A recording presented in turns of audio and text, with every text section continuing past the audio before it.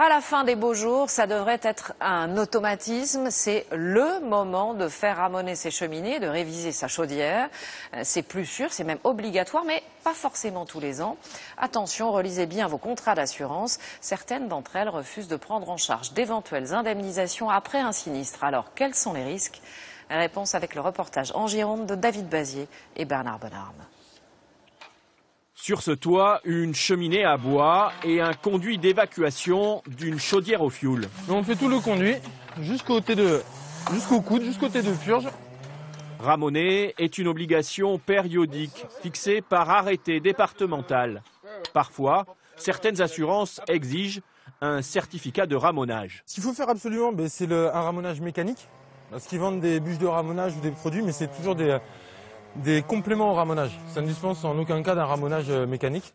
La propriétaire des lieux fait appel aux ramoneurs une fois par an. C'est une sécurité et puis en plus de ça, c'est une économie.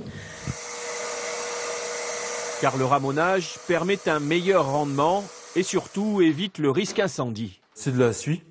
Et en fait, petit à petit, cette suie, elle va cuire, elle va se cristalliser. Et c'est ça en fait qui prend feu après. Ça, c'est de la suie, c'est de la suie de fioul, quoi. Ça a tendance à être assez gras.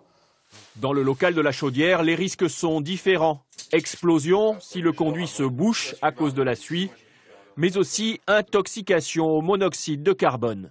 On met la main dessus, il suffit juste de regarder dedans parce qu'en fait ça fait des micro-trous. Les trous risquent de vous faire que vous allez vous intoxiquer. Feu de cheminée ou intoxication au monoxyde, l'hiver, les pompiers interviennent souvent à cause du mauvais entretien des conduits ou des appareils de chauffage. En permanence, sur le sac de pompe secours, nous avons un détecteur de monoxyde de carbone qui lui va sonner. C'est variable en fonction des années, bien sûr, par rapport aux conditions météo.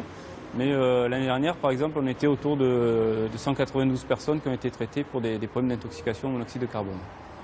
Le ramoneur est tenu de délivrer un certificat de ramonage. En ce moment, la profession est débordée car les gens pensent à prendre rendez-vous